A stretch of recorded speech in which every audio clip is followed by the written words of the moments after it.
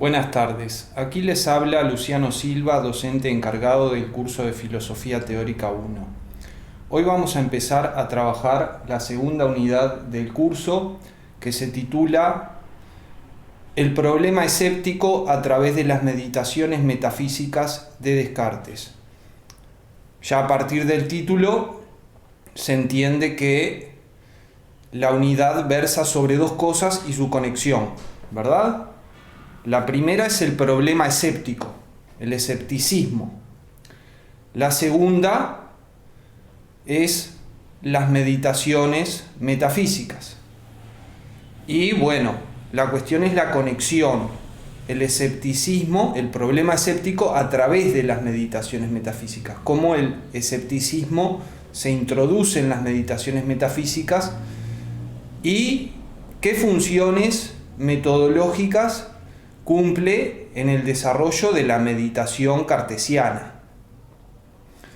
Bien, entonces, hoy vamos a empezar con esta unidad, primero con una presentación general y después vamos a trabajar la meditación primera.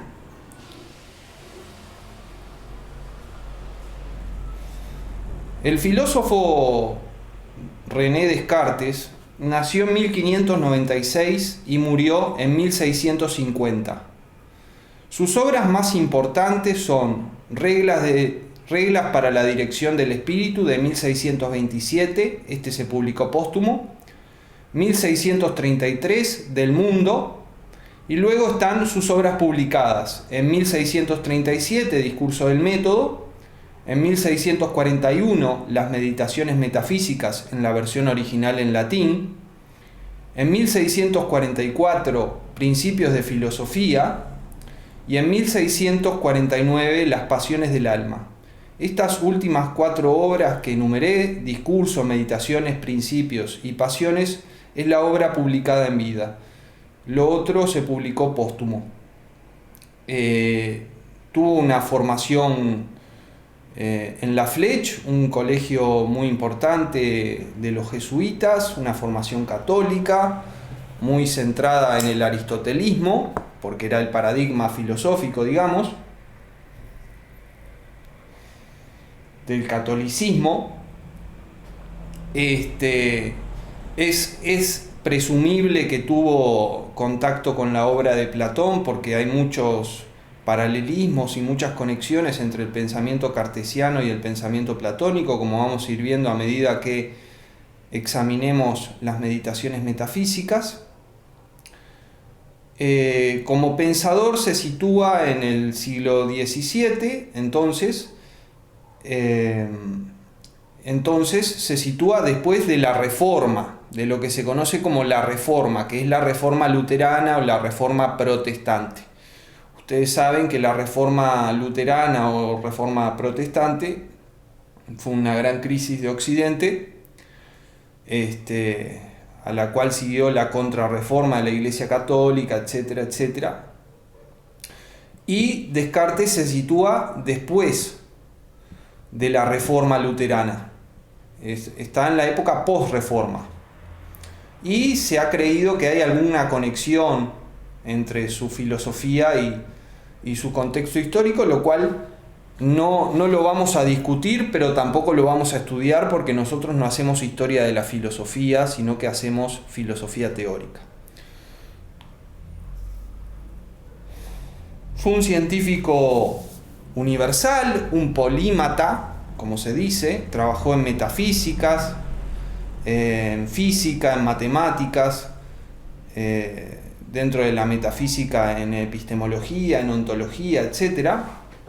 Entonces fue un científico universal, un polímata, y se destacó en todas las áreas en las que trabajó.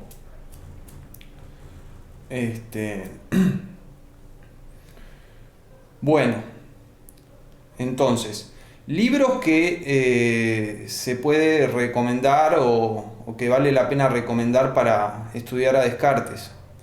Esto es una sugerencia, no es lectura obligatoria. En primer lugar, el libro de Bernard Williams, Descartes, el proyecto de la investigación pura. En segundo lugar, se puede situar o se puede citar al libro de Octave Amelin, El sistema de Descartes. Este libro es bastante viejo, pero es un clásico y es muy bueno. Y en la línea francesa de Martial Guéroult, Descartes según el orden de las razones, en 2 tomos. No lo subí a la plataforma EVA, de Martial Guéroult, porque no lo pude conseguir en español. Yo lo tengo en español, en papel, pero no lo pude conseguir en PDF, en español. Solo había disponible una versión francesa y una versión inglesa. En fin, después pueden recurrir a las distintas historias de la filosofía. Con respecto a traducciones al castellano, bueno, primero que nada, la obra Meditaciones Metafísicas se escribió primero en latín, porque Descartes la escribió pensando en los doctores de teología de la Sorbona, y está dirigida a ellos. Por eso la escribió en latín, que era el idioma universitario, digamos. Luego, a los años, hubo una traducción al francés que el propio Descartes supervisó. Y bueno, y tenemos las traducciones castellanas. La traducción que nosotros vamos a usar es una traducción muy validada, que es la de Vidal Peña en Alfaguara, pero hay otras traducciones. Por ejemplo, la de Guillermo Graíño Ferrer en la editorial Alianza. Yo prefiero esta traducción de Graíño Ferrer, pero vamos a trabajar con la de Vidal Peña porque fue la única que pude conseguir en la web, en formato PDF. Después, otra traducción de las Meditaciones Metafísicas es la de Juan Gil Fernández en la editorial Aguilar, también es muy buena. Y después tenemos la traducción de Manuel García Morente por la editorial Tecnos. Dispongo al menos yo de estas 4 traducciones, quizá me olvido de alguna, no busqué a fondo en mi biblioteca, pero puede ser que haya alguna otra que me estoy olvidando en este momento, pero existen esas 4 traducciones. Nosotros vamos a trabajar con la de Vidal Peña, como ya dije. Ahora, un panorama general de cómo vamos a estudiar nuestro tema de la unidad 2, el problema escéptico a través de las meditaciones metafísicas. Bueno, en la meditación primera nos va a interesar la introducción del escepticismo a través de la duda teórica.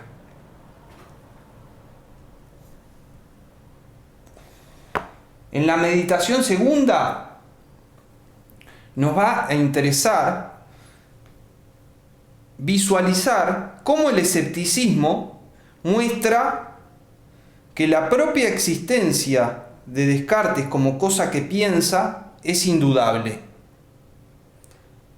Y esto es lo que se conoce como cogito, el cogito. En la meditación tercera, ahora el escepticismo aparece como un problema a ser resuelto. Y para su resolución, en la meditación tercera, o para su resolución parcial, porque vamos a ver que el escepticismo de Descartes es más bien complejo y solo lo puede resolver por partes. En la meditación tercera, para tratar el escepticismo como problema, aparece la primera demostración de la existencia de Dios. De hecho, en la meditación tercera hay 2 demostraciones de la existencia de Dios, solo nos va a interesar la primera.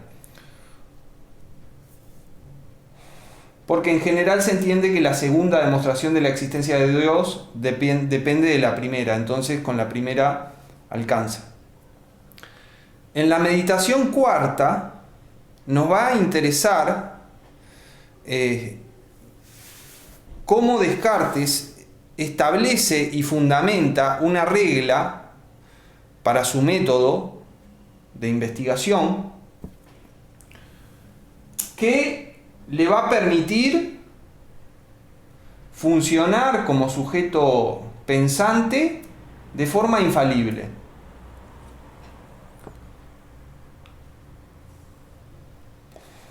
En la meditación quinta nos va a interesar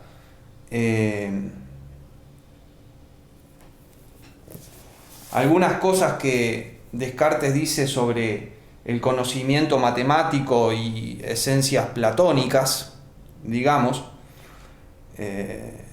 y otra demostración de la existencia de Dios que también viene a rebatir el escepticismo que en la duda teórica se introduce en la meditación primera. En la meditación sexta nos va a interesar cómo Descartes termina de rebatir el escepticismo.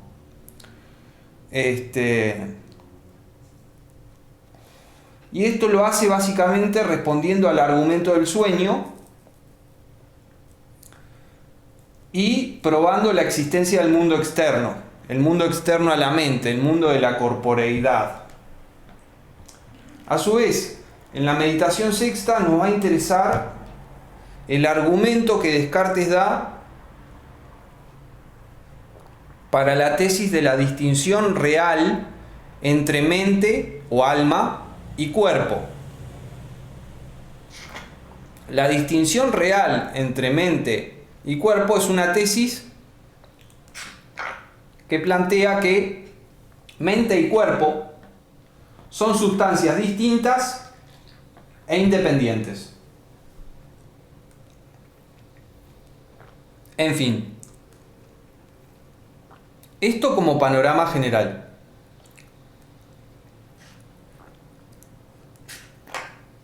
A los libros que recomendé para estudiar a Descartes agrego uno de un filósofo eximio, que es Baruch Spinoza. Bueno, Baruch Spinoza tiene un libro que se llama Principios de la filosofía de Descartes. Es muy recomendable. Si les interesa Descartes, toda esta bibliografía es de primera calidad y les va a ser muy útil. Lo imprescindible para el curso es que ustedes manejen con precisión la fuente en la traducción que les he propuesto. Eso es lo fundamental. Si ustedes quieren complementar con el libro de Williams, con el libro de Amelén, con el libro de Gerould, con el libro de Spinoza, con alguna historia de la filosofía, están en todo su derecho, pero en sí no es requerido. Lo que es requerido es el manejo de la fuente, el manejo de las propias meditaciones metafísicas. Bueno, dado este panorama, empecemos a examinar las meditaciones metafísicas, empezando por la meditación primera. En la meditación primera, Descartes explicita su proyecto, su gran proyecto. Su proyecto es establecer una ciencia con mayúscula, segura y firme, sobre un fundamento epistemológico inconmovible, sobre un fundamento epistemológico que realmente permita que la ciencia que se establezca sobre él sea una ciencia con mayúscula, firme y constante. Ese es el proyecto cartesiano en las meditaciones metafísicas: construir una ciencia firme y constante sobre un fundamento epistemológico inconmovible. Ese es el proyecto de Descartes en las meditaciones metafísicas y lo explicita en la meditación primera. Ahora, ¿qué pasa? Descartes observa que él tiene un determinado punto de partida, que es el conjunto de las opiniones que ha ido acumulando a través de su vida, desde que nació, básicamente. Él, su punto de partida, su estado actual, por así decirlo, de cara a este proyecto, es un conjunto de opiniones que él ha ido acumulando a lo largo de la vida, a través de la educación, a través de la lectura, a través del pensamiento, a través de la experiencia, etc. Ese es su punto de partida, su estado actual. Un conjunto de opiniones que se fueron sedimentando, se fueron acumulando en el propio desarrollo de la vida de Descartes. Ahora, Descartes hace un diagnóstico de este conjunto de opiniones que él ha ido acumulando a lo largo de su vida desde que nació. Hace un diagnóstico epistemológico. ¿Y cuál es el veredicto de Descartes en este diagnóstico epistemológico de las opiniones que ha ido acumulando a través de su vida y que constituyen su estado actual y punto de partida? Bueno, su diagnóstico es que en el correr de su vida él ha aceptado muchas opiniones falsas como verdaderas y que a su vez estas opiniones falsas han servido de fundamento para otras opiniones. Entonces, el resultado es que el conjunto de sus opiniones que él ha ido acumulando a lo largo de su vida y que constituyen su punto de partida, su estado inicial, ese conjunto está viciado epistemológicamente. No es conocimiento. No es conocimiento. Está viciado epistemológicamente porque en ese edificio de creencias, por así decirlo, que él ha construido a lo largo de su vida, hay muchas cosas falsas. Y las que se apoyan, las creencias que se apoyan en estas creencias falsas, digamos que tienen un falso fundamento, no tienen un fundamento. Entonces, el todo del edificio de las creencias de Descartes, edificio que él ha ido construyendo a lo largo de su vida, desde su infancia, a través de la educación, la experiencia, el pensamiento, la lectura, etc., este edificio está viciado epistemológicamente. Entonces, la pregunta es, ¿cómo Descartes, con este punto de partida, puede lograr el proyecto de la ciencia con mayúscula firme y constante? ¿Cómo con este punto de partida de un edificio de creencias viciado epistemológicamente porque contiene creencias falsas sobre las que se fundamentan otras, etcétera, cómo a partir de este punto de partida Descartes puede llegar al proyecto de la ciencia firme y constante? Y uno pensaría que en principio Descartes podría plantear que el camino es identificar las falsedades que hay en su edificio de creencias construido a lo largo de la vida, extirparlas y sustituirlas por verdades, o sea, reformar su edificio de creencias actual, punto de partida, reformarlo de forma tal que gradualmente se vaya constituyendo en ciencia firme y constante. Bueno, esta no es la idea de Descartes. Para Descartes, para llegar desde su punto de partida, que es este edificio de creencias viciado epistemológicamente porque contiene muchas creencias falsas que a su vez funcionan como fundamento de otras creencias, etc. Para llegar desde este estado inicial, sus antiguas opiniones, como dicen en varios lugares, al proyecto de la ciencia firme y constante, no puede haber un proceso gradual que consista en la reforma del edificio de creencias construido a lo largo de la vida, sino que lo que hay que hacer, según Descartes,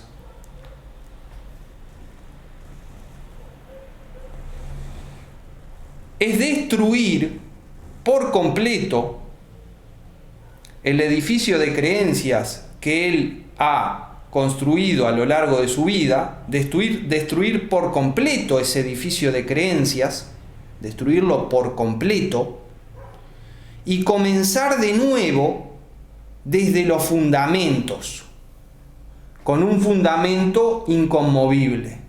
Y a partir de allí, de ese fundamento nuevo, inconmovible, desarrollar la ciencia con mayúscula firme y constante. Bien, entonces, Descartes tiene un proyecto, la ciencia firme y constante sustentada en un fundamento epistemológico inconmovible. A su vez tiene un punto de partida, un estado actual, que es un edificio de creencias que se ha ido construyendo a lo largo de la vida de Descartes y que está viciado epistemológicamente, porque contiene muchas falsedades y estas falsedades funcionan como fundamentos de otras creencias y entonces todo el edificio está mal construido desde un punto de vista epistemológico. Entonces, en este contexto, Descartes dice que para realizar el proyecto de la ciencia firme y constante, la única opción que le queda es destruir por completo el edificio de sus antiguas opiniones y comenzar de nuevo, desde cero, desde un fundamento inconmovible, a construir un nuevo edificio de creencias que encarnaría, en la medida de que está sostenido por un fundamento inconmovible, que encarnaría la ciencia firme y constante que es su proyecto. Bien. Ahora, ¿cómo destruye Descartes sus antiguas opiniones?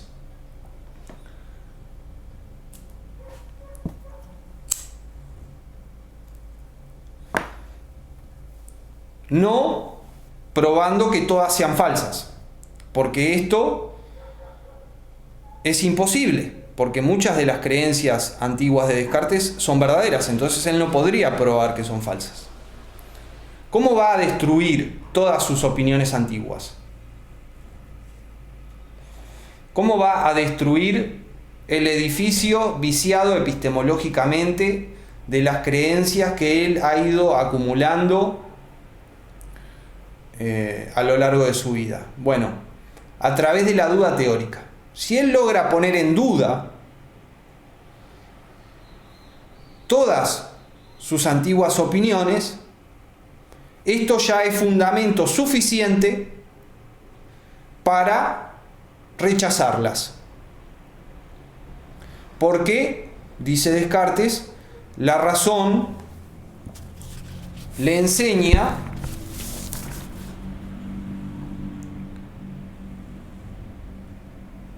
que no debe dar más crédito a las cosas no enteramente ciertas e indudables que a las manifiestamente falsas.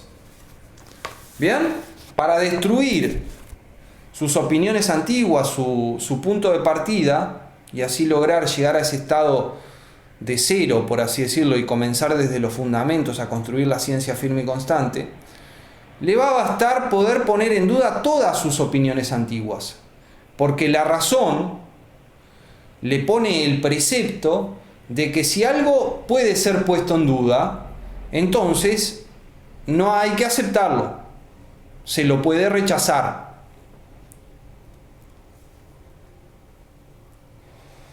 A su vez, dice Descartes que para poner en duda todas sus antiguas opiniones, no es necesario que él vaya poniéndolas en duda una por una, sino que las puede poner en duda a todas, por así decirlo, de un golpe.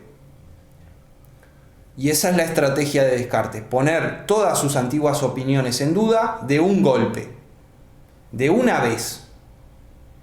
Vamos a ver que no lo logra, porque la situación es más compleja, pero su idea es poner en duda todas sus antiguas opiniones de un golpe, con un solo argumento. ¿Y cómo sería la estrategia? La estrategia sería poner en duda el fundamento de sus antiguas opiniones. Poner en duda que el fundamento de sus antiguas opiniones realmente sea un buen fundamento para sus antiguas opiniones. Entonces, si él, atacando los fundamentos de sus antiguas opiniones, puede poner en duda que este fundamento sea buen fundamento, entonces, ipso facto, en el mismo momento, en el mismo movimiento, pone en duda todas las antiguas opiniones que están fundamentadas sobre este fundamento.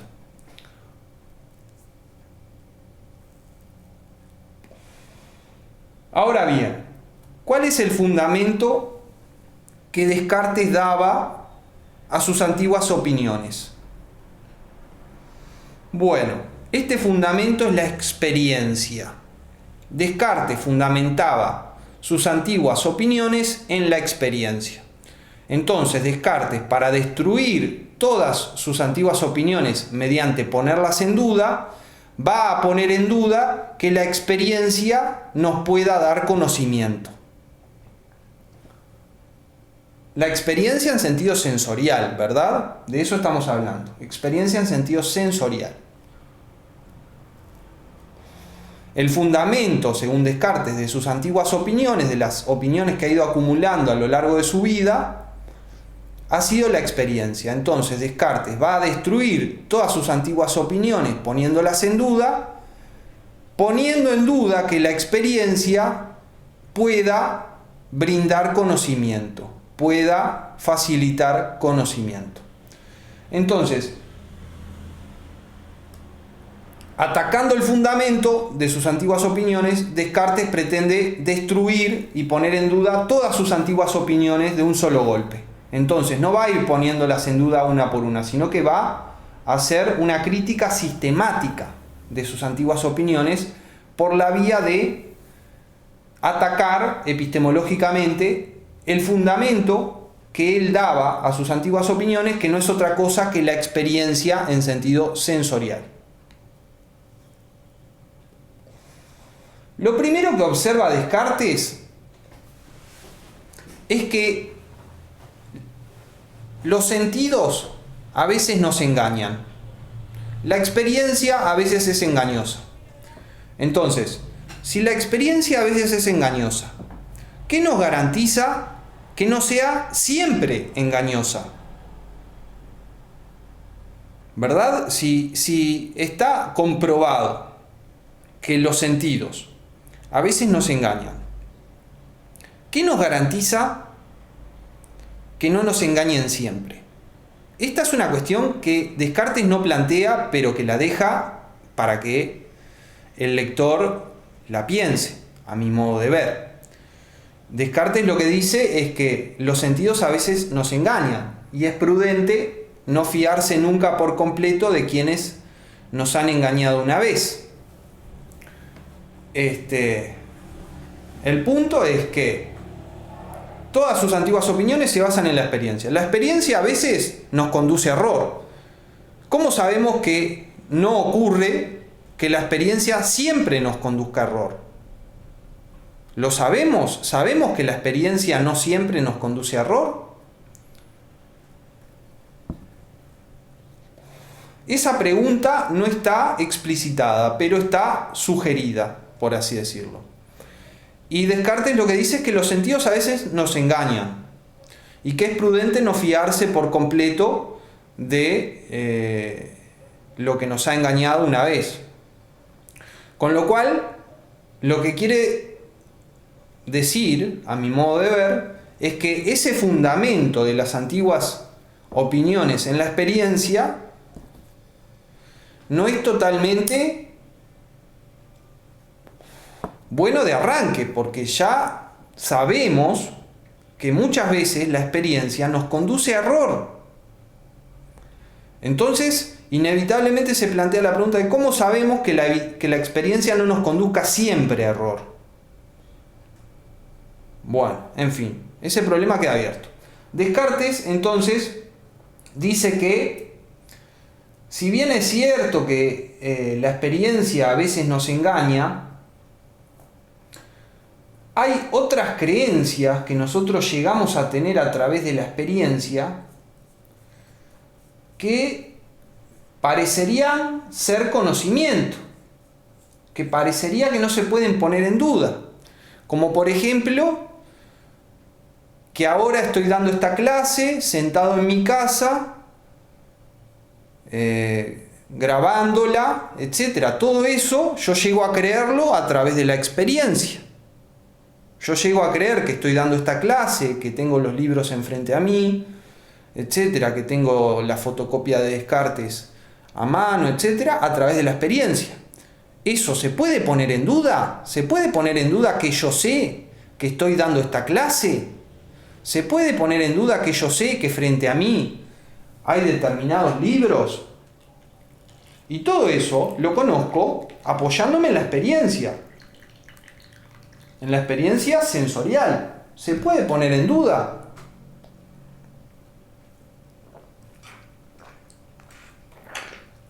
Parecería que la experiencia, bajo ciertas condiciones que tienen que ver con lo inmediato, subrayo el parecería que la experiencia, bajo ciertas condiciones que tienen que ver con lo inmediato, con lo fácilmente perceptible, etc., sí da un fundamento para las creencias que se apoyan en ella.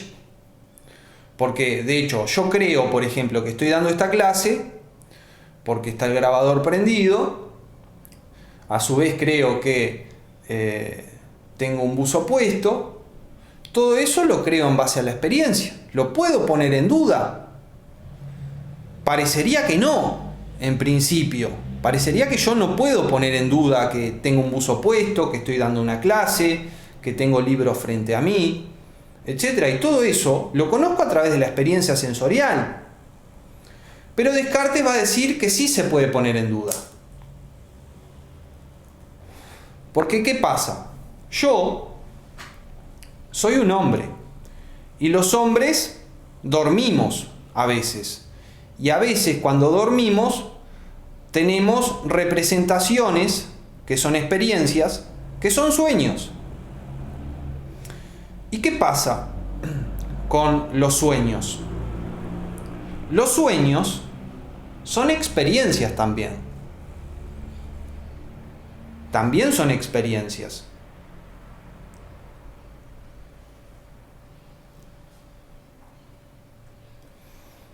En un sueño yo puedo ver, por ejemplo, a mi abuelo fallecido y lo veo en el sueño. Hablo con él, lo escucho, por ejemplo. Entonces, es una experiencia el sueño, ¿verdad? Eso es un punto importante. El sueño es una experiencia. Entonces, en principio tendríamos dos tipos de experiencia. La experiencia del sueño, que es cuando nos acostamos a dormir y tenemos distintas representaciones visuales, auditivas, etcétera, que configuran un sueño, y todo eso es una experiencia. Y después, por otro lado, tendríamos las experiencias de la vigilia, que es cuando estamos despiertos, y los objetos materiales afectan nuestros sentidos y producen determinadas sensaciones que configuran una determinada experiencia también. La experiencia del sueño es falsa, en general. La experiencia de la vigilia es confiable, en principio. ¿Bien? Entonces, si la experiencia nos va a dar conocimiento, no puede ser experiencia del sueño, tiene que ser experiencia de la vigilia. Pero no basta con que sea experiencia de la vigilia para que la experiencia nos dé sueño, nos dé conocimiento.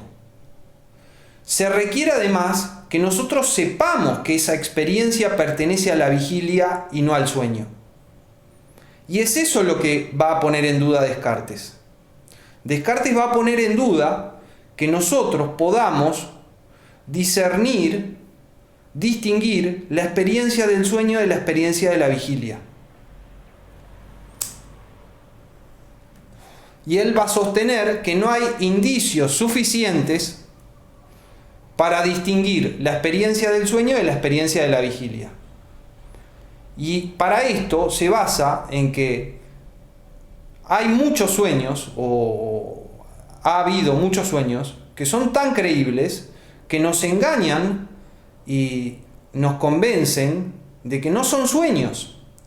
Entonces, los sueños pueden ser tan semejantes a la experiencia de vigilia, los sueños como experiencia pueden ser tan semejantes a la experiencia de vigilia que no hay un límite claro que nos permita distinguir la experiencia de vigilia de la experiencia de sueño. Entonces, nosotros no podemos distinguir con conocimiento una experiencia de vigilia de una experiencia de sueño. Entonces, yo no puedo decir que sé que ahora no estoy soñando. Ahora, si yo no puedo decir que sé que ahora no estoy soñando, entonces mis creencias basadas en la experiencia, como que tengo un buzo puesto, como que enfrente a mí hay determinados libros, como que estoy dando esta clase, etc., no son conocimiento. Porque para que mis creencias basadas en la experiencia sean conocimiento, se requieren dos cosas, en principio. Uno, que la experiencia sea de vigilia y no de sueño. Y dos, que yo conozca que esa experiencia sobre la que baso mis creencias sea de vigilia y no de sueño. Y esto segundo, dice Descartes, no lo puede saber, no lo puedo saber. ¿Por qué? Porque no hay indicios suficientes para distinguir la vigilia del sueño en función de que el sueño como experiencia y la vigilia como experiencia pueden ser tan semejantes entre sí que no hay un indicio claro de cuándo una experiencia es sueño o cuándo es vigilia. Y esto porque todo lo que nos acontece en vigilia nos podría acontecer en sueños.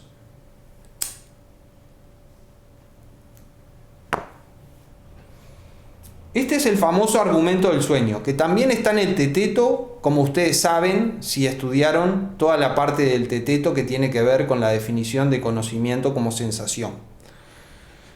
Bueno, este es el argumento del sueño. Entonces, el argumento del sueño ataca el fundamento que Descartes daba a sus antiguas opiniones. Este fundamento era la experiencia. Entonces, con el argumento del sueño se puede poner en duda que la experiencia dé conocimiento. ¿Por qué? Porque yo tengo una determinada experiencia, pero no puedo saber que esa experiencia no sea un sueño. Y en la medida que no puedo saber eso, esa experiencia en la que yo me baso para creer, por ejemplo, que ahora estoy dando esta clase, no es conocimiento, no produce conocimiento. Entonces, con el argumento del sueño, Descartes muestra que la experiencia, en la medida de que no podemos identificar a la experiencia de vigilia y discernirla de la experiencia del sueño, la experiencia no da conocimiento. Y que las opiniones basadas en la experiencia no son conocimiento. Porque si, por ejemplo, yo creo que tengo el libro de Marcial Gerult en mis manos en función de que tengo una determinada experiencia, yo no puedo decir que sé que tengo este libro en mis manos. ¿Por qué? Porque no puedo decir que sé que no estoy soñando. No puedo decir que sé que no estoy soñando. Podría estar soñando de acuerdo a todo lo que sé y de acuerdo a todo lo que puedo saber. Y esa posibilidad de que yo esté soñando ahora y que no pueda saber que no estoy soñando, es lo que hace que esta experiencia que yo tengo, que me hace creer que tengo el libro de Gerult en la mano, no me dé conocimiento de que yo tengo este libro de Gerult en la mano. Bien, entonces, Descartes a sus antiguas opiniones daba un determinado fundamento, que era la experiencia sensorial. Ahora, la experiencia sensorial, a través del argumento del sueño, se demuestra que no puede dar conocimiento. Las creencias que se basen en la experiencia no pueden ser conocimiento y por lo tanto son dudables. ¿Y por qué no pueden ser conocimiento las creencias basadas en la experiencia? Porque no podemos discernir si la experiencia en cuestión pertenece a la vigilia o al sueño. Y no podemos distinguir si la experiencia en cuestión pertenece a la vigilia o al sueño, porque los sueños y las experiencias de vigilia son tan semejantes que no hay manera de establecer un criterio con el cual distinguir una cosa y la otra. Y eso tiene que ver con que todo lo que podemos vivir en la vigilia también lo podemos experimentar en el sueño. Entonces, si eso es posible, entonces cualquier experiencia que yo tenga también la puedo tener soñando. Entonces, yo tengo una determinada experiencia ahora, pero ¿cómo sé que no es un sueño? Si podría serlo. No tengo manera de discernir que esta experiencia no sea un sueño, porque podría serlo.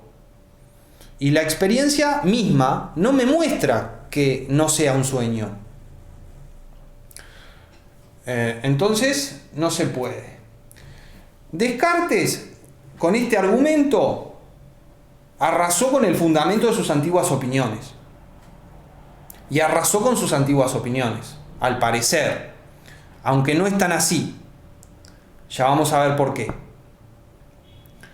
Entonces, después de plantear este argumento, Descartes lo que hace es tratar de calcular el alcance destructivo que tiene este argumento. Este argumento es un argumento escéptico. Bien, con este argumento del sueño se introduce el escepticismo. Y el escepticismo en la meditación primera va a tener dos formas. La primera, el argumento del sueño, y después un argumento posterior, un argumento escéptico posterior, que va a ser el desarrollo de la duda teórica hasta el límite mismo de lo dudable. Con lo cual tenemos el escepticismo desarrollado a ultranza.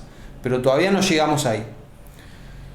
Entonces, estábamos en el argumento del sueño. El argumento del sueño destruye como fundamento epistemológico al fundamento que Descartes daba a todas sus antiguas opiniones. Y este fundamento era la experiencia. ¿Y cómo lo destruye?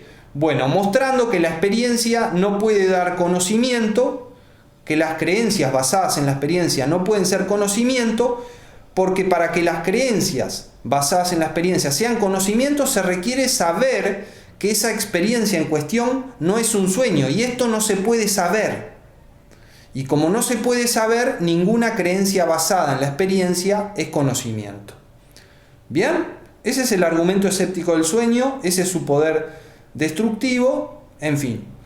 Luego, en la meditación primera, Descartes se dispone a calcular el alcance destructivo del argumento del sueño. ¿Y qué es el alcance destructivo del argumento del sueño? Bueno, es todo lo que el argumento del sueño puede poner en duda. Entonces dice Descartes, supongamos que estamos soñando.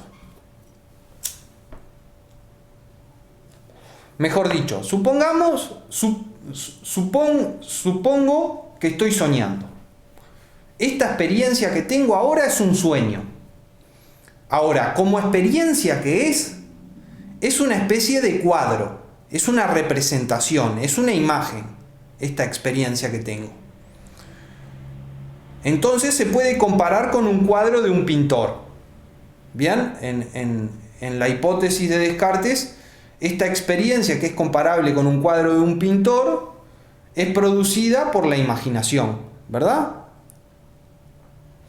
Entonces, comparemos esta experiencia que tengo actualmente con un cuadro de un pintor. Porque de hecho, la experiencia es una representación, es como una imagen. Entonces la comparación es válida. Y el pintor vendría a ser la imaginación en el sueño, porque en el sueño nosotros tenemos determinadas representaciones gracias a la imaginación, ¿verdad? La imaginación está involucrada en el soñar, aunque imaginación involuntaria, claro está. Entonces Descartes dice, bueno, este pintor que hace el cuadro puede pintar algo totalmente irreal. Irreal. Puede pintar una figura, pongamos, un monstruo, que sea totalmente irreal. Totalmente irreal. Que no haya nada parecido en el mundo. Este pintor puede hacer eso. Puede hacer un cuadro de una figura totalmente irreal, con la cual no haya nada parecido en el mundo.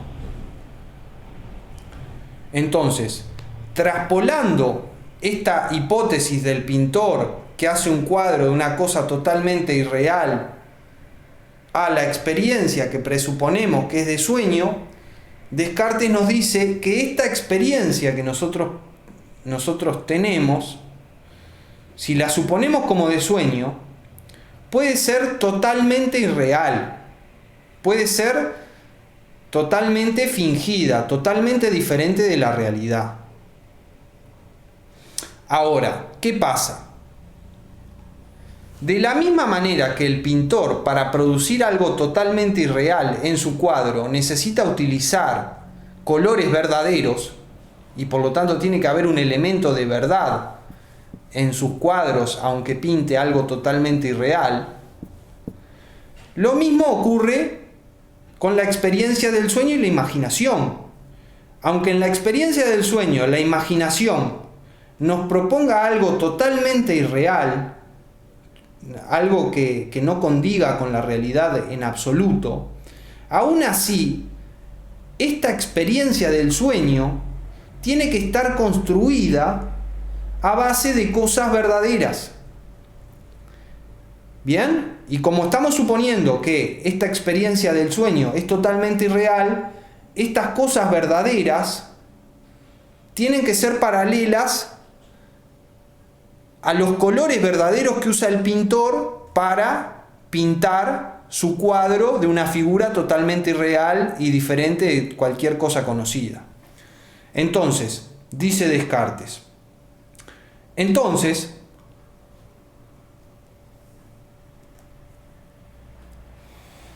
podría ocurrir que mi experiencia, en cuanto a experiencia de sueño, sea totalmente irreal y totalmente distinta de la realidad. Pero aún así, esa experiencia del sueño tendría que contener elementos comunes con la realidad, que serían los más básicos. Y Descartes considera que el más básico de todos es la corporeidad. La corporeidad, que incluye la extensión, la figura, la cantidad o magnitud, el número, el espacio, el tiempo, etc. La corporeidad es común a la experiencia del sueño totalmente falsa y a la experiencia de la vigilia verdadera. Entonces, el argumento del sueño no puede poner en duda la existencia de la corporeidad. Sí puede poner en duda la existencia de mi cuerpo tal como lo conozco a través de la experiencia, por ejemplo. Porque esa experiencia a través de la cual yo conozco mi cuerpo podría ser un sueño y mi cuerpo ser totalmente distinto de cómo lo veo. Ahora, tanto en la experiencia de vigilia como en la experiencia de sueño hay corporeidad. Por eso,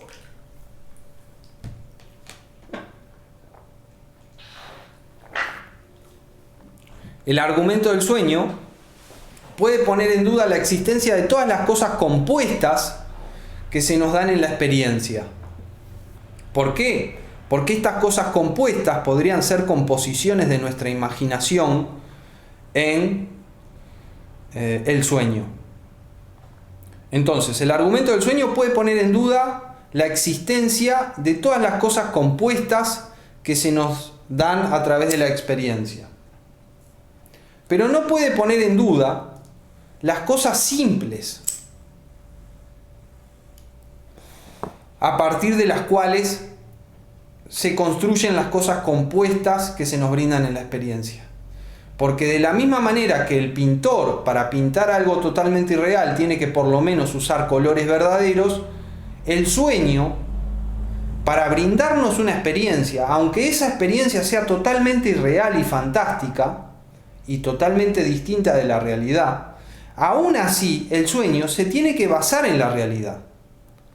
Se tiene que basar en lo simple de la realidad.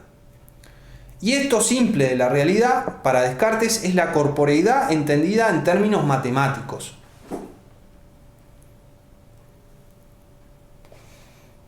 Entonces, el argumento del sueño puede poner en duda la existencia de todas las cosas compuestas que se nos brindan en la experiencia, pero no puede poner en duda la corporeidad en sí. Y esto, en cierto modo, se cae de maduro, porque si estoy soñando, entonces estoy durmiendo, y entonces estoy acostado y por lo tanto tengo un cuerpo, etcétera, y estoy en mi cama, etcétera, etcétera. O sea, el propio argumento del sueño presupone la existencia de la corporeidad. Lo que plantea el argumento del sueño no es que no exista la corporeidad, sino que no podemos distinguir cuándo nuestra experiencia de la corporeidad es real, es efectiva, y cuando nuestra experiencia de la corporeidad es en realidad un sueño. Bueno, resumiendo, a través de esta analogía con el pintor, Descartes llega a la conclusión de que el argumento del sueño puede poner en duda la existencia de todas las cosas compuestas que se nos brindan en la experiencia, pero que no puede poner en duda las cosas simples que componen nuestra experiencia tanto en el sueño como en la vigilia. Y estas cosas simples, para Descartes, es la corporeidad y todas sus propiedades matemáticas. Entonces, infiere Descartes que la física, la astronomía, la medicina y todas las ciencias empíricas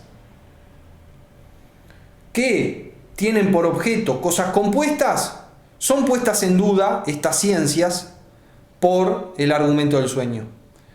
Pero que ciencias como la aritmética, la geometría, que para Descartes son un estudio de las propiedades matemáticas de la extensión, en tanto versan sobre eso simple, sobre la extensión, sobre la corporeidad, la aritmética y la geometría, en tanto versan sobre eso simple que el argumento del sueño no puede poner en duda, entonces la aritmética y la geometría escapan al poder destructivo, al poder escéptico del argumento del sueño, y no son puestas en duda por el argumento del sueño.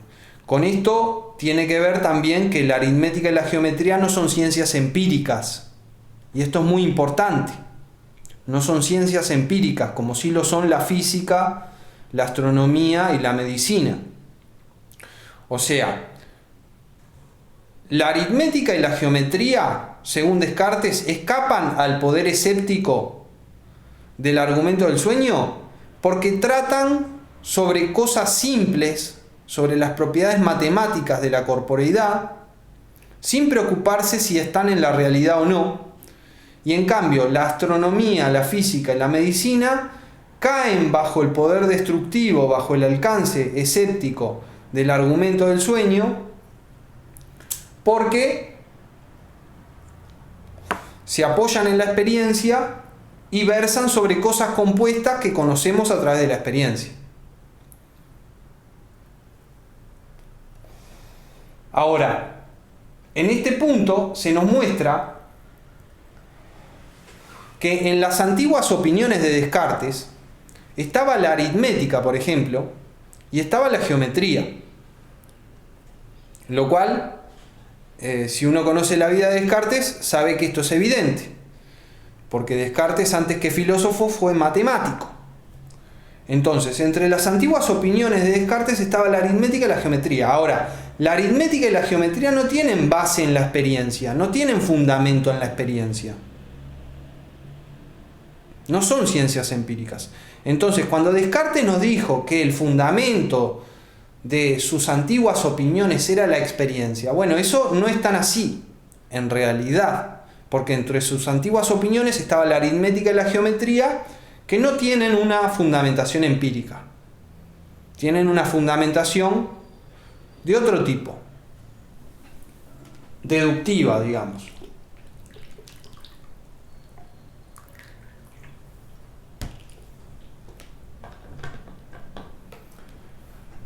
Entonces, ¿cuál es la moraleja de todo esto?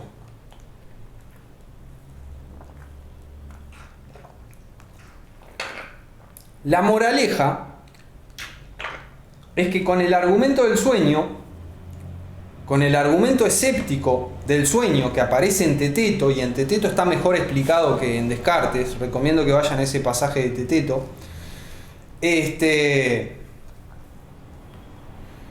el argumento del sueño no es suficiente para la destrucción de todas sus antiguas opiniones, porque la aritmética y la geometría se salvan del poder destructivo del argumento del sueño. Entonces, para destruir todas sus antiguas opiniones, va a tener que plantear ahora un argumento escéptico que pueda poner en duda la aritmética y la geometría. También. Entonces, lo que va a hacer Descartes es plantear un argumento escéptico nuevo, que se los suele llamar argumento del genio maligno, que va a poner en duda todo lo que pone en duda el argumento del sueño y más, hasta el punto de poner en duda todo lo que se puede poner en duda, absolutamente todo lo que se puede poner en duda. Y esto va a incluir poner en duda a la aritmética y a la geometría. Entonces, ¿cómo introduce este segundo argumento escéptico a través del cual Descartes logra desarrollar el escepticismo radical para lograr la destrucción completa de sus antiguas opiniones mediante ponerlas en duda de forma sistemática? Bueno,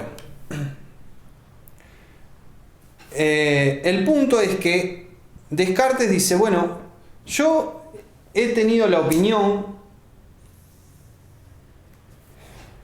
desde hace largo tiempo la opinión de que yo soy una criatura de un Dios todopoderoso.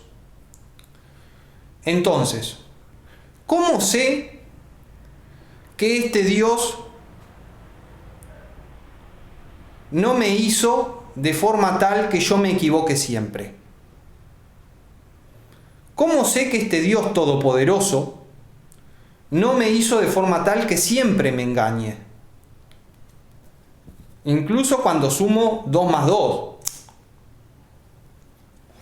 O cuento los lados de un cuadrado. ¿Cómo sé que no fui hecho por Dios de forma tal que siempre me engañe? Y la cuestión es que Él no tiene elementos para decir que Él sabe que no fue hecho por Dios en este momento de la reflexión. Él no tiene elementos para decir que Él no fue hecho por Dios de forma tal que siempre se engañe.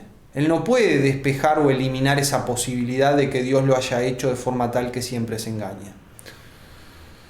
Entonces, como Él no sabe que no fue hecho por Dios de forma tal que siempre se engañe, entonces Él no sabe que no siempre se engaña. Y para tener un conocimiento,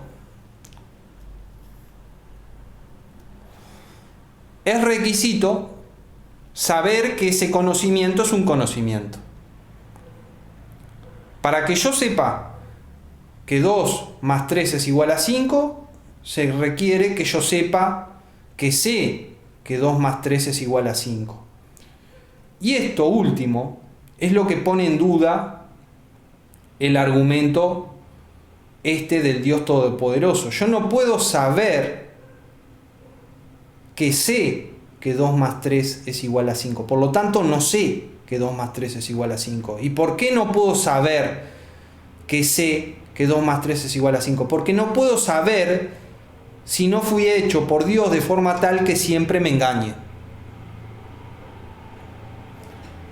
Entonces, la cuestión es la siguiente. El argumento del sueño ponía en duda la existencia de todas las cosas compuestas que conocemos a través de la experiencia y ponía en general en duda todas las creencias que se apoyaban en la experiencia. Esto implicaba poner en duda a la física, a la astronomía, a la medicina, etc., en tanto que son ciencias empíricas que tratan sobre cosas compuestas que conocemos a través de la experiencia. Pero el argumento del sueño no podía poner en duda la existencia de la corporeidad en general, y de esa forma no podía poner en duda a la aritmética y a la geometría, que para Descartes son ciencias matemáticas o ciencias de las propiedades matemáticas de la corporeidad. Entonces, resulta que el argumento del sueño no puede destruir todas las opiniones de Descartes. Se salvan la aritmética y la geometría. Entonces Descartes va a plantear un argumento escéptico más poderoso que el argumento del sueño. Y es el argumento que empieza con la hipótesis del Dios Todopoderoso. Y que dice así: ¿cómo sé que no fui hecho de forma tal que no exista corporeidad y yo crea que exista corporeidad? ¿Y cómo sé que no fui hecho de forma tal que me engañe siempre? Y bueno, la realidad es que en este momento de la meditación, él no tiene manera de saber que no fue hecho por ese Dios Todopoderoso de forma que se equivoque siempre. Por lo cual, resulta que todas sus antiguas opiniones no son conocimiento. Porque para conocer, por ejemplo, que 2 más 3 es igual a 5, yo necesito conocer que conozco. Si no conozco que conozco, entonces no conozco. El conocer implica conocer que conozco. Ahora, en la medida que yo no puedo saber si Dios me ha hecho de forma tal que siempre me engañe, entonces yo nunca puedo saber que sé algo. Porque si supiera que sé algo, sabría que Dios no me ha hecho de forma tal que yo me engañe siempre. Entonces, si yo no sé si Dios me ha hecho de forma tal que yo me engañe siempre, entonces yo no sé que sé otras cosas. Y en esa medida no sé nada.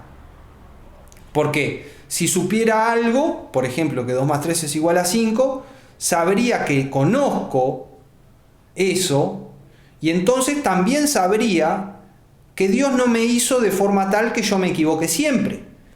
Pero yo no sé que Dios no me hizo de forma tal que no me equivoque siempre. Por lo tanto, yo no sé que 2 más 3 es igual a 5, y por lo tanto yo no sé que 2 más 3 es igual a 5, y por lo tanto yo no sé nada. Y así Descartes llega a la destrucción completa de sus antiguas opiniones, demostrando que ninguna de sus antiguas opiniones era conocimiento, llegando a yo no sé nada. Llegando a ese estado, yo no sé nada. De mis antiguas opiniones, estos argumentos escépticos me muestran que yo no sé nada.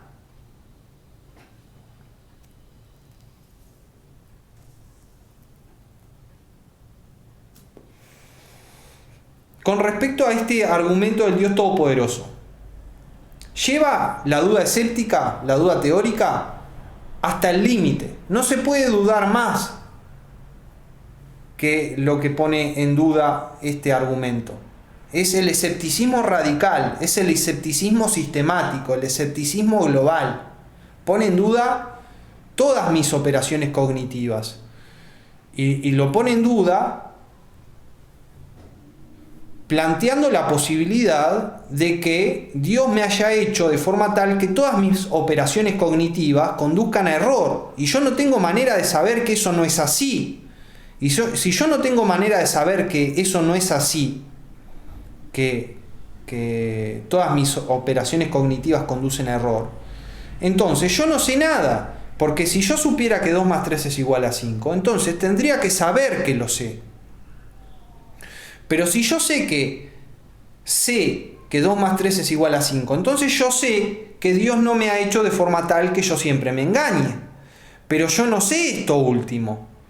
Por lo tanto, yo no sé que sé que 2 más 3 es igual a 5, y por lo tanto yo no sé que 2 más 3 es igual a 5, ni sé nada. Por eso, este argumento del Dios Todopoderoso lleva la duda hasta el límite y destruye por completo las antiguas opiniones de Descartes, incluyendo también a la aritmética y a la geometría.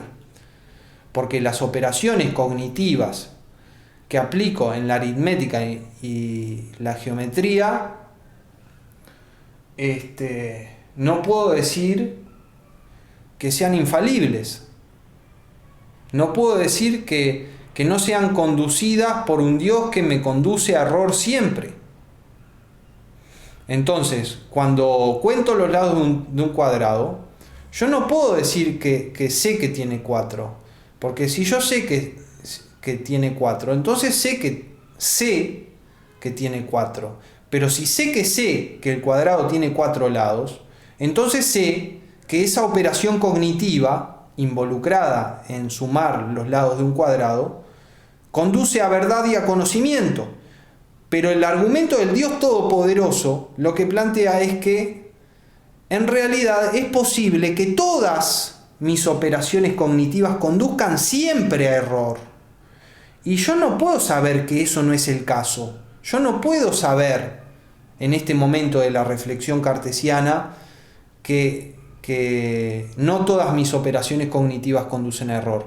Luego Descartes va a asumir al escepticismo como problema y va a defender que sí puedo saber que mis operaciones cognitivas no siempre conducen a error y que bajo determinadas condiciones mis operaciones cognitivas siempre conducen al conocimiento, etcétera, etcétera, etcétera. Pero para ver eso tenemos que ver cómo el escepticismo se desarrolla y se instrumenta en el método filosófico cartesiano. Al principio, en la meditación primera, el escepticismo aparece como duda teórica y como instrumento para destruir todas sus antiguas opiniones y poder así comenzar de cero, desde los fundamentos, desde un nuevo fundamento, la construcción de una ciencia con mayúscula firme y constante. Y ese es el papel que el escepticismo cumple en la primera meditación, la destrucción completa de sus antiguas opiniones y llevar a Descartes a ese punto cero, donde él se da cuenta que no sabe nada de lo que creía saber antes, que todas sus opiniones antiguas no son conocimiento. Bien, ahora, otras puntualizaciones sobre este segundo argumento escéptico que empieza con la hipótesis del Dios Todopoderoso. Y obsérvese que el argumento depende mucho de la idea de que este Dios es todopoderoso. Entonces, como es todopoderoso, Él puede haberme hecho de forma tal que yo me engañe siempre. Está dentro de sus posibilidades. ¿Y cómo sé que no lo hizo? Esa es la cuestión. No tengo manera de saber que Dios no hizo eso que puede hacer. Entonces, como no tengo manera de saber que Dios no me hizo de forma tal que me equivoque siempre, entonces, yo, en principio, no puedo saber nada, porque si sé que 2 más 3 es igual a 5, sé que lo sé. Y si sé que lo sé entonces que mis operaciones cognitivas pueden producir conocimiento, y por lo tanto sé que Dios no me hizo de forma tal que me equivoque siempre.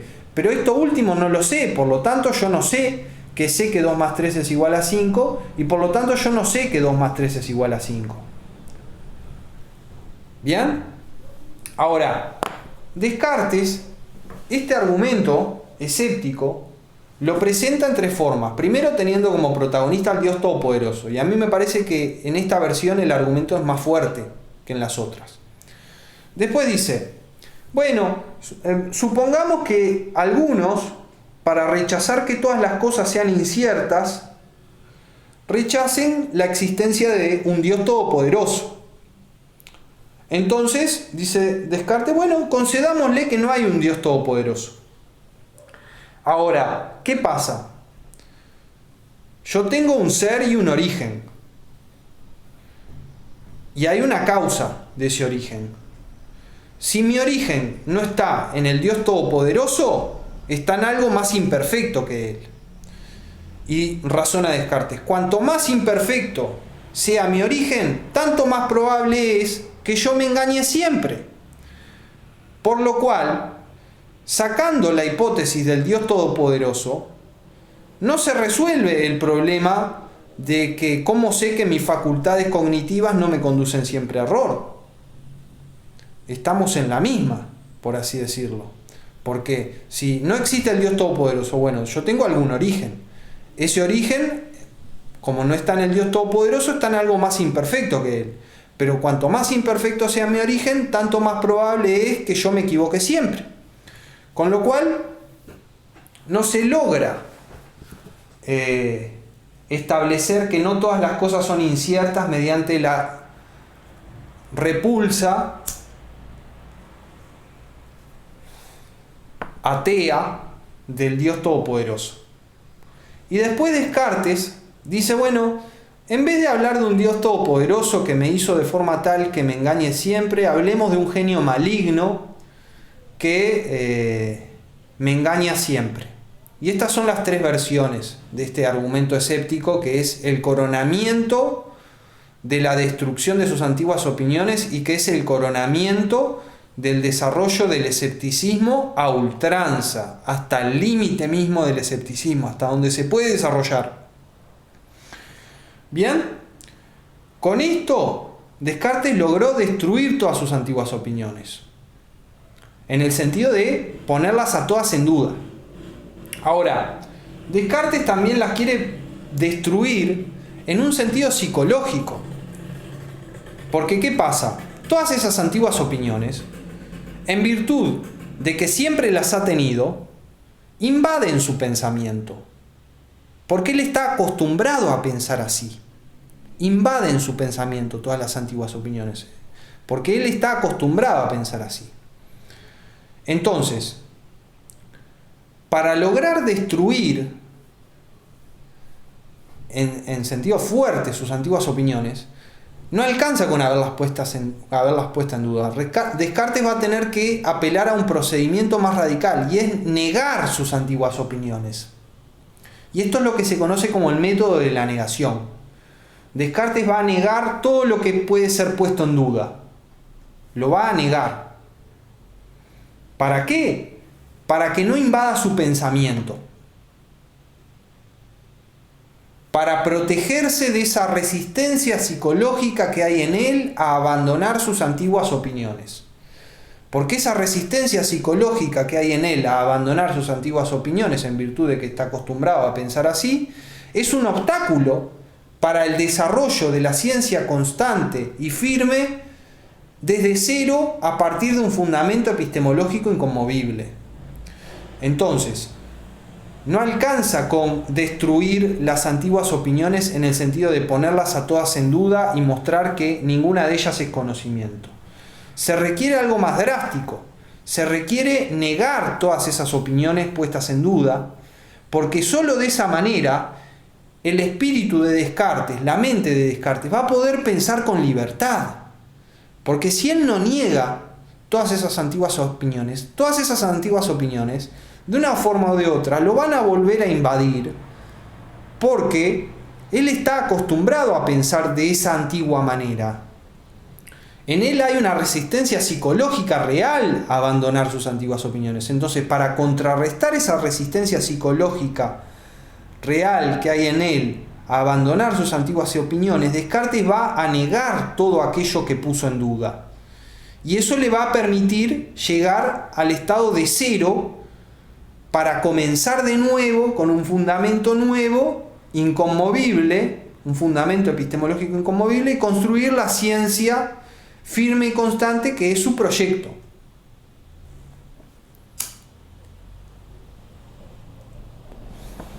Y bueno, y por aquí queda la meditación primera.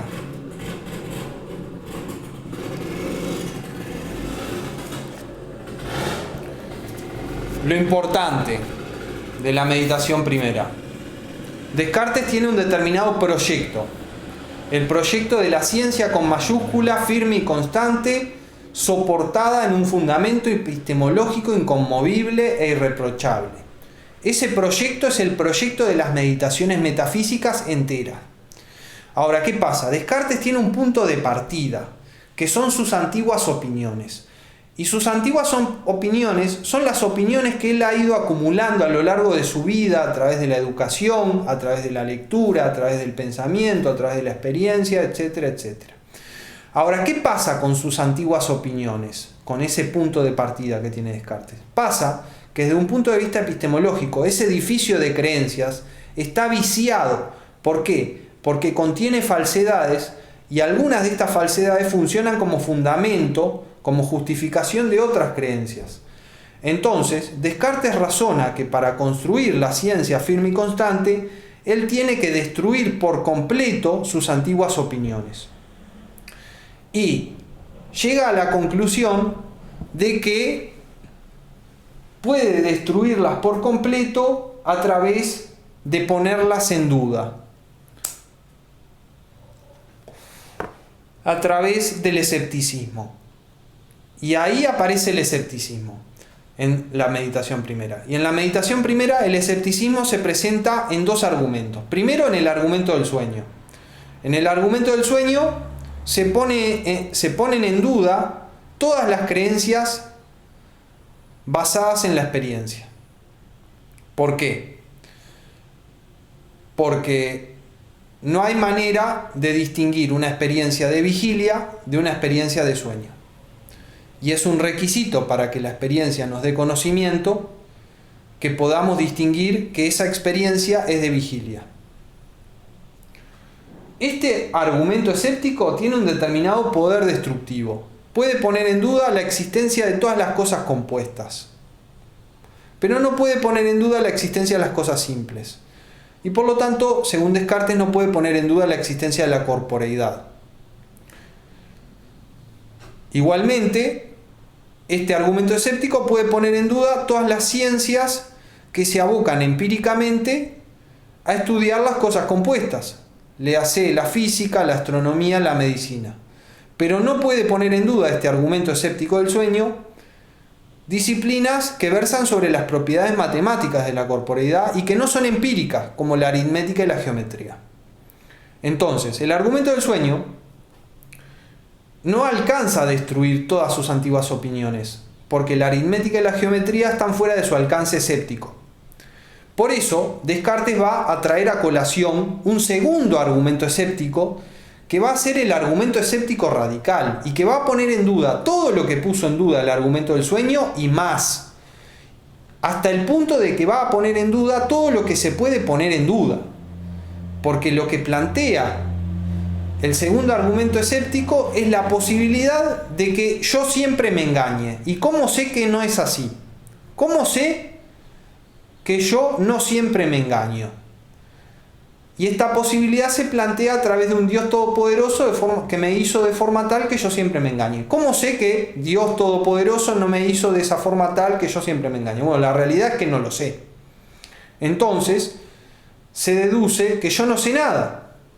Porque si yo supiera, por ejemplo, que 2 más 3 es igual a 5, por el hecho mismo de saberlo, yo sé que lo sé. Pero si yo sé que 2 más 3 es igual a 5, entonces sé que no me equivoco siempre. Y que Dios no me hizo de forma tal que yo me equivoque siempre. Pero esto último no lo sé. Por lo tanto, yo no sé que 2 más 3 es igual a 5 y por lo tanto yo no sé que 2 más 3 es igual a 5. Y así sucesivamente con cualquier creencia.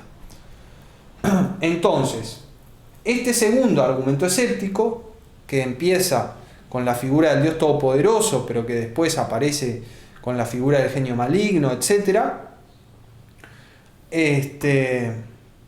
sí destruye todas las antiguas opiniones de Descartes y lo lleva a darse cuenta de que él no sabe nada. De todo lo que creía, él no sabe nada.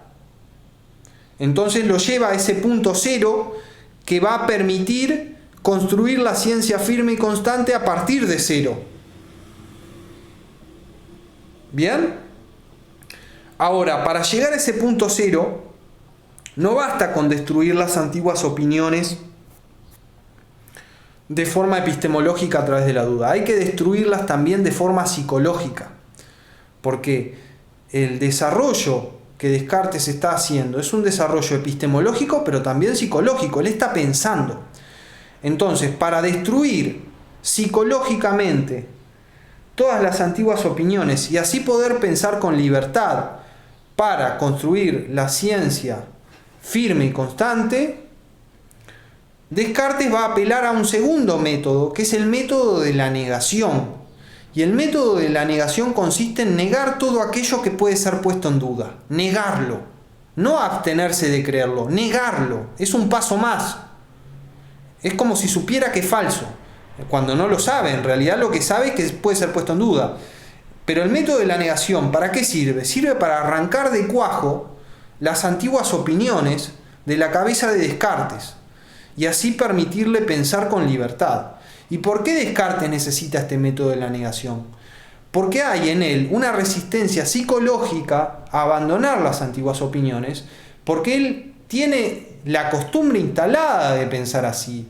Entonces, si él quiere empezar a pensar todo de nuevo desde los fundamentos para establecer una ciencia firme y constante, él tiene que poder tener la libertad de pensar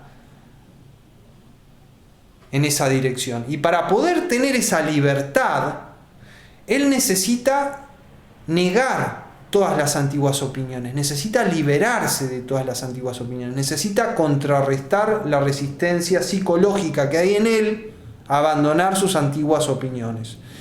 Y eso es el método de la negación. El método de la negación también va a servir combinado con el escepticismo para que el escepticismo cumpla una segunda función en el método cartesiano que vamos a estudiar a partir de la meditación segunda. ¿Bien? Les adelanto. El escepticismo en el método cartesiano tiene básicamente tres funciones. La primera es la que se da en la meditación primera. Destruir todas las antiguas opiniones de Descartes mediante ponerlas en duda, de forma sistemática. La segunda función del escepticismo en el método de Descartes, y esto no se ve en la meditación primera, pero se ve en la meditación segunda, y es resultado de combinar el método de la negación con la duda teórica, la segunda función del escepticismo es permitirle encontrar algo que está más allá de todo lo que puede ponerse en duda. El propio escepticismo, a través del método de la negación, le permite a Descartes descubrir algo indudable, algo que está más allá de todo lo que puede ponerse en duda. Y esta es la segunda función del escepticismo. Es una función constructiva, y es ahí donde Descartes encuentra el fundamento de la ciencia firme y constante. En esto indudable que el escepticismo a ultranza no puede poner en duda. Y la tercera función que tiene el escepticismo en el método de Descartes se ve a partir de la meditación tercera, y es que el escepticismo aparece como problema a ser derrotado en el propio desarrollo de la meditación. En fin, bueno, baste esto como presentación de la meditación primera. Si tienen dudas me las plantean por mail al correo de la cátedra filosofiateórica@gmail.com. Un saludo cordial, feliz estudio.